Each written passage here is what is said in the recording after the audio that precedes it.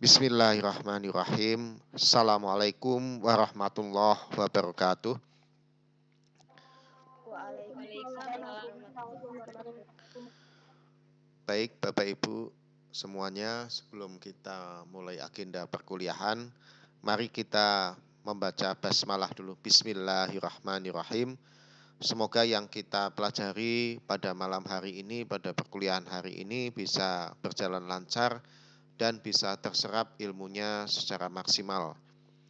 Baik Bapak Ibu, untuk modul ajar akuntansi keuangan untuk chapter malam hari ini adalah atau chapter 4, kita akan membahas terkait dengan laporan laba rugi, penghasilan komprehensif lain, dan laporan perubahan ekuitas.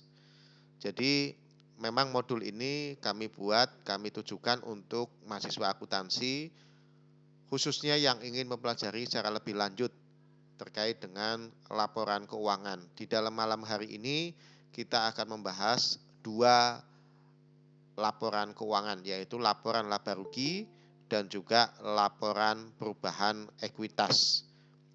Untuk awal kita perlu pahami bersama bahwa artikulasi laporan keuangan dimulai dari laporan laba rugi terlebih dahulu.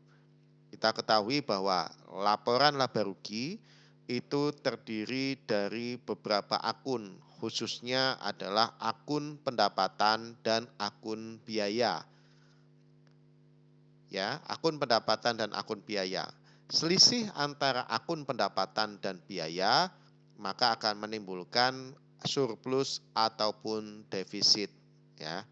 Nah, setelah laporan laba rugi kita susun, kemudian menghasilkan apakah itu surplus ataukah itu defisit, selanjutnya kita akan masuk ke dalam laporan perubahan ekuitas. Kalau yang dulu namanya laporan perubahan modal. Nah, laporan perubahan ekuitas ini isinya modal awal ditambah atau dikurangi surplus atau defisit yang dihasilkan oleh laporan laba rugi. Ya. Jadi laporan pertama kali yang dibuat dalam siklus laporan keuangan adalah laporan laba rugi. Kemudian laporan perubahan ekuitas baru ke neraca. Ya. Mungkin itu ya kurang lebihnya. Jadi gambaran awalnya itu. Laporan laba rugi adalah suatu laporan keuangan yang menunjukkan akun pendapatan, akun beban atau akun biaya, akun laba atau akun rugi, surplus ataupun defisit dalam periode tertentu. Ya, laporan laba rugi itu disusun memperhitungkan minimal 4 akun. Akun pendapatan kode 4, kemudian akun beban atau biaya kode 5, aset itu kode 1, kode 2 utang, kode 3 ekuitas, kode 4 pendapatan, kode 5 beban atau biaya. Ya, kemudian ada akun laba dan akun rugi. Periode tertentu. Nah, periode tertentu ini bisa 1 semester, bisa 1 tahun. Umumnya laporan keuangan itu dibuat 1 tahun, tetapi untuk perusahaan-perusahaan yang skala terbuka itu bisa memproduksi laporan keuangan yang dipublish itu 1 semesteran, itu bisa 1 semester atau 1 tahun, umumnya 1 tahun. Untuk keperluan yang lain, keperluan khusus, laporan keuangan itu bisa dibuat per 3 bulan atau 1 semester untuk kepentingan pengambilan keputusan strategis. Nah, tentu pada saat kita mempelajari laporan keuangan, utamakan dalam setiap kali mempelajari hal baru, pahami dulu definisinya. Ya, pahami dulu definisinya, kemudian bagaimana pengakuannya, pengukurannya, penyajiannya, dan pengungkapannya seperti apa.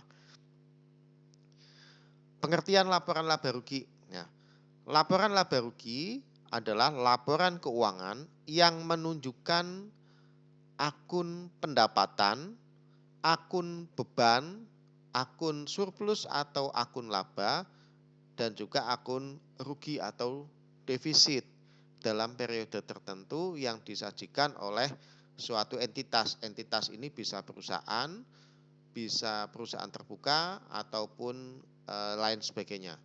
CV, PT, firma dan sebagainya. Yang kedua, setelah kita mengenal tadi laporan laba rugi itu apa sih, bentuknya seperti apa, kemudian definisinya seperti apa. Prinsipnya adalah laporan laba rugi, output terakhir laporan ini memproduksi atau menginformasikan berapa sih laba atau rugi yang diperoleh oleh perusahaan dalam periode tertentu. Entah 3 bulan, 1 semester, ataupun 1 tahun.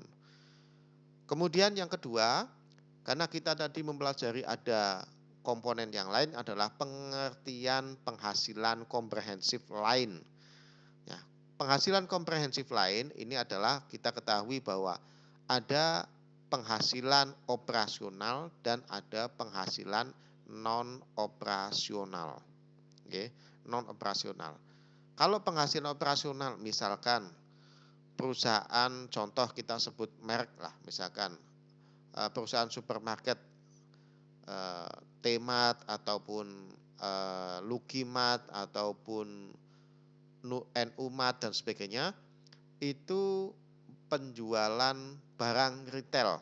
Okay. Penjualan operasionalnya adalah penghasilan operasionalnya atau pendapatan operasionalnya adalah dari penjualan barang yang dilakukan secara retail atau ecer. Nah, itu pendapatan operasional itu dari hasil penjualan barang. Nah, penghasilan komprehensif lainnya apa? Ini bisa dikategorikan adalah pendapatan non operasional lainnya. Contoh adalah misalkan ada penghasilan parkir, lahan parkir, sewa lahan di depannya untuk teras supermarket digunakan untuk teras kios, sewa, ataupun untuk parkir, ataupun untuk hal yang lain yang dia bisa menghasilkan penghasilan.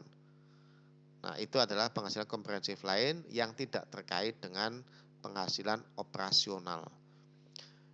Kemudian tujuan dari laporan laba rugi dan penghasilan komprehensif lain, tujuannya adalah untuk memberikan informasi mengenai kinerja keuangan perusahaan. Jadi kita ketahui bahwa apakah perusahaan ini maju atau stagnan atau justru berjalan mundur. Kita ketahuinya adalah berapa kenaikan laba atau kenaikan profit setiap periodenya.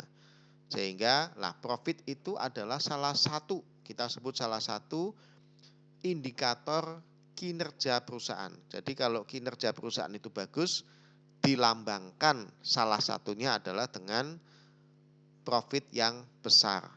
Nah, satu catatan yang utama adalah tidak mutlak kinerja utama perusahaan itu dinilai dari besar kecilnya profit. Ada yang memberikan statement bahwa kinerja utama perusahaan adalah hasil dari atau nilai dari valuasi saham. Jadi semakin mahal harga saham, maka perusahaan ini semakin bagus, semakin baik, semakin besar. Tetapi kita berbicara simpel secara praktik bahwa lazimnya indikator kinerja perusahaan itu bagus atau jelek dinilai dari besar, kecil, atau berkembangnya profit perusahaan. Nah, jadi tujuan dari kita menyusun laba rugi adalah untuk memberikan informasi bahwa perusahaan ini atau entitas ini menghasilkan laba sekian, menghasilkan rugi sekian. Tujuannya adalah setelah kita mengetahui bahwa perusahaan itu laba atau untung ataupun rugi, maka ada langkah-langkah kebijakan yang bisa diambil oleh manajemen atau direksi untuk mengantisipasi atau menindaklanjuti. Misal, oh ternyata kita jualan ini menguntungkan perusahaan. Maka menguntungkan itu dilihatnya dari mana? Kok bisa bicara bahwa menyebut bahwa ini menguntungkan? Dilihatnya dari mana? Indikatornya mana? Indikatornya dilihat dari laporan laba rugi yang diproduksi oleh perusahaan. Siapa yang membuat laporan laba rugi? Akuntan. Hasil laporan laba rugi menunjukkan apa? Menunjukkan profit ataupun defisit ataupun rugi, loss. Nah, pada saat kita ketahui bahwa perusahaan itu profit, maka langkah yang bisa diambil perusahaan adalah bisa melakukan ekspansi perusahaan yang lebih luas, lebih masif, dan juga bisa melakukan efisiensi yang besar untuk bisa memperbesar margin profit. Sebaliknya, pada saat kita ketahui, oh ternyata dari hasil laporan laba rugi menunjukkan bahwa perusahaan ini dalam periode semester 1 mengalami defisit atau rugi sekian ratus juta. Nah, itu langsung dikoreksi atau mungkin dievaluasi oleh manajemen ataupun direksi. Ini kenapa ya kok bisa rugi? Ini kenapa ya kok bisa anjlok penjualannya? Itu dianalisa, kemudian diambil sebuah kebijakan ataupun keputusan. Jadi laba rugi adalah tujuan laba rugi adalah memberikan informasi atas kinerja perusahaan berupa profit ataupun rugi ataupun defisit kepada pemilik ataupun sebagai manajemen, kemudian dilakukan sebagai dasar, salah satu dasar pengambilan keputusan ke depannya. Oke, tidak mutlak semuanya dari laporan keuangan. Ada dasar-dasar lain yang bisa dijadikan sebagai alternatif pengambilan keputusan. Tapi salah satu idola atau mungkin salah satu standarnya adalah kita harus memahami output dari laporan keuangan, khususnya laba rugi. Baik, selanjutnya elemen laporan laba rugi. Nah, sebagaimana tadi kita sebutkan, ada beberapa elemen akun. Elemen itu kita sebut akun ya. Akun pendapatan, akun beban, dan akun laba atau rugi operasional. Operasional itu artinya apa? Laba atau rugi yang terkait secara langsung terhadap usaha utama perusahaan. Contoh, usahanya bergerak dalam bidang penjualan mebel. Ya berarti pendapatan utamanya adalah dari jual beli mebel. Pendapatan selain pendapatan utama atau pendapatan operasional ada pendapatan lainnya, yaitu pendapatan komprehensif lain. Contohnya apa? Hasil dari limbah kayunya bisa dijual dan sebagainya.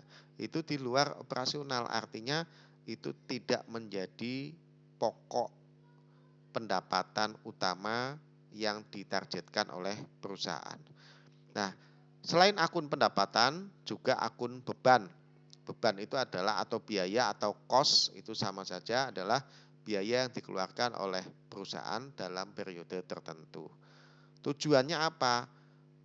Biaya itu dikeluarkan tujuannya untuk menghasilkan pendapatan. Kenapa kita sebut ini? Contoh, pada saat kita membuat mebel, maka kita perlu ada biaya yang kita keluarkan. Biaya tukang, biaya pelitur, biaya kayu, dan seterusnya. Biaya itu kita keluarkan untuk membuat apa? Produk berupa mebel, berupa misalkan meja atau lemari. Nah, lemari itu dijual menjadi pendapatan. Nah, artinya apa? Biaya yang dikeluarkan diharapkan itu bisa menghasilkan produk yang bisa menghasilkan pendapatan. Kemudian yang berikutnya adalah laba atau rugi operasional. Laba terjadi apabila pendapatan lebih besar daripada biaya. Sebaliknya rugi terjadi apabila beban lebih besar daripada pendapatan atau besar pasak daripada tiang. Nah, Bagaimana dengan penghasilan komprehensif lainnya? Nah, pendapatan komprehensif lainnya itu adalah pendapatan non operasional. Jadi pertama kali kita menyusun laporan keuangan laba rugi, awalnya adalah satu pendapatan operasional dikurangi biaya operasional ketemu laba atau rugi operasional, ya, sampai di situ. Itu yang operasional semua itu. Kemudian di bawahnya setelah kita menggabungkan semua yang operasional, ada tambahan lagi pendapatan di luar operasional. Yang tadi kita sampaikan, misalkan ada limbah kayu, penjualan, dan sebagainya. Itu otomatis tidak menjadi pokok target pendapatan kita, tetapi menjadi lainnya. Jadi tidak menjadi target utama, tetapi itu bisa menghasilkan tambahan pendapatan di luar aktivitas operasional perusahaan. Jadi itu ya. Kemudian laba atau rugi setelah pajak. Jadi setelah itu ditambahkan lagi, kemudian dikurangi dengan bunga dan pajak, ketemu penghasilan bersih atau neto. Oke. Kemudian penghasilan komprehensif lain, ini adalah salah satunya adalah kerugian dari perubahan nilai aset atau kewajiban keuangan yang tidak diakui dalam laba atau rugi.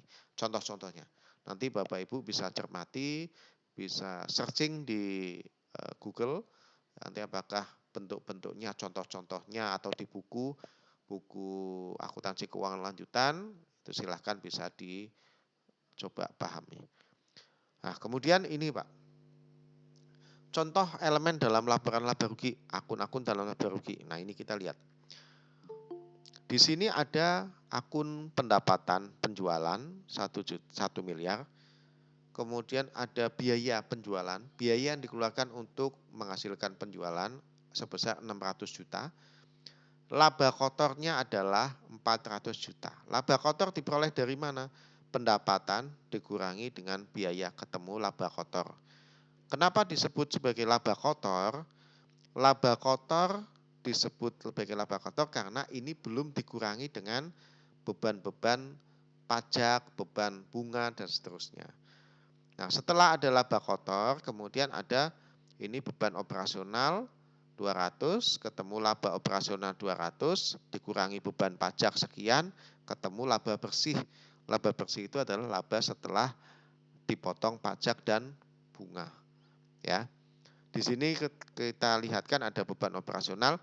Kalau beban penjualan itu terkait langsung dengan penjualan, beban operasional ini terkait dengan operasional kantor. Contoh staf administrasi dan seterusnya. Nah, kemudian bentuk format laporan laba rugi dan penghasilan komprehensif lain.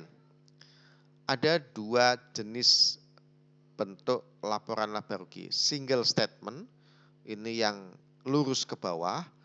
Jadi laporan laba rugi dalam satu laporan langsung di bawah, ada yang terpisah. Jadi pertama membuat laporan laba rugi dulu, kemudian diperhitungkan dengan laporan penghasilan komprehensif lainnya. Jadi terpisah. Kalau yang satu yang tadi langsung pendapatan kurangi beban, ketemu laba kotor, kemudian ditambahkan di bawahnya pendapatan komprehensif lain, A, B, C, dan sebagainya. Kemudian dikurangi biaya komprehensif lain kalau ada A, B, C, dan sebagainya, ketemu laba kotor setelah penghasilan komprehensif lain, dikurangi dengan beban pajak, beban bunga, ketemu laba bersih. Nah, kalau two statement atau dua laporan, kita buat laporan laba rugi utama dulu, kemudian nanti setelah itu dilanjutkan dengan laporan penghasilan komprehensif lain. Nah, ini contoh format single statement. Laba bersih dikurangi penghasilan komprehensif dan sebagainya, kerugian dan sebagainya, ketemu sekian. Ini dalam satu tabel, Kemudian kalau yang berikutnya adalah pengungkapan terkait dengan pengungkapan. Di dalam laporan laba rugi atau prinsip akuntansi itu menjelaskan bahwa laporan keuangan harus andal, reliable dan dapat diperbandingkan. Artinya laporan keuangan itu valid dan dapat dipercaya dan dijadikan sebagai salah satu dasar pengambilan keputusan. Nah, kenapa saya sebutkan di sini ada pengungkapan? Karena kalau kita diberikan hanya sebatas akun saja, misal contoh ini, pendapatan penjualan 1 miliar. Pendapatan penjualannya yang apa saja, penjualan A, B, C, apakah ada piutangnya atau dan sebagainya. Kemudian beban penjualannya apa saja, A, B, C, D, dan sebagainya. Apakah ada hal yang perlu diungkapkan secara lebih mendetail atas akun ini? Nah, itu dijelaskan dalam pengungkapan. Pengungkapan ini dicantumkan di mana? Biasanya ada kayak semacam lembar pengungkapan, bisa di dalam catatan atas laporan keuangan atau di belakang laporan laba rugi. Misal, pendapatan nilai 1 miliar, di bawahnya dijelaskan. Pendapatan 1 miliar terdiri dari pendapatan produk A sekian ratus juta. Pendapatan produk B atas penjualan produk B sekian ratus juta dan seterusnya. Kemudian yang kedua, penjelasan item penting. Penjelasan item penting itu dapat disampaikan. Misalkan, oh ternyata kok ada biayanya kok besar banget ya dibandingkan dengan tahun lalu. Nah, itu bisa dicantumkan, ternyata ada kebijakan UMK kenaikan UMK atau UMR region atau daerah sehingga kita harus mengikutinya. Nah, itu otomatis akan ada perbedaan nilai biaya pada tahun sekarang dengan tahun kemarin. Nah, kemudian pengungkapan penghasilan komprehensif lain ini juga perlu Bu disampaikan. Misalkan ada valuasi aset dan sebagainya, itu juga patut dicantumkan. Supaya apa? Antara manajemen, direksi itu bisa punya persepsi yang sama, pemahaman yang sama atas laporan yang telah dibuat oleh akuntan. Sehingga konsekuensi atas pengambilan keputusan itu bisa diambil secara tepat, tidak sampai salah. Misalkan direksi menganggap bahwa oh ini labanya tinggi ya, ternyata laba tinggi itu bukan dari pendapatan operasional tapi dari pendapatan komprehensif lain yang sifatnya itu tidak berkorelasi secara langsung terhadap pendapatan operasional. Seolah-olah laba, tetapi laba itu bukan dari pendapatan operasional. Pendapatan operasionalnya rugi. Laba operasionalnya rugi. Tetapi rugi itu bisa ditutup dengan adanya pendapatan komprehensif lain. Sehingga itulah yang menjadikan kita perlu memahami laporan keuangan secara detail dan juga seorang akuntan harus memberikan penjelasan, pemahaman, informasi yang lengkap. Nah, kemudian selanjutnya adalah laporan perubahan ekuitas. Di dalam laporan perubahan ekuitas itu ada modal awal, ada surplus atau defisit, kemudian yang lainnya adalah saldo akhir. Nah, laporan perubahan ekuitas ini artinya apa? Namanya aja laporan perubahan ekuitas, maka laporan ini menjelaskan kenaikan atau penurunan atas ekuitas yang ada di dalam perusahaan. Nah, kenapa ekuitas itu bisa naik, bisa turun? Nah, bisa naik atau bisa turun karena tergantung. Pada saat laporan laba rugi menunjukkan itu surplus, tentunya modal awal kita 100, surplus 50, maka modal akhir perusahaan menjadi 100 ditambah 50 ketemu 150. Kebaliknya, kalau ternyata di dalam laporan laba rugi itu menunjukkan defisit 50, modal awal kita misalkan 100, kemudian di laba rugi 50, minus 50, defisit 50, maka tentunya modal awal 100 dikurangi defisit 50 ketemu modal akhirnya berapa? Ya 50, 100 dikurangi defisit 50. Nah, itu menjelaskan berapa sih sebenarnya modal kita. Nah, pertanyaannya apakah akun-akun yang ada di laporan perubahan ekuitas itu hanya modal awal, kemudian surplus defisit, kemudian modal akhir?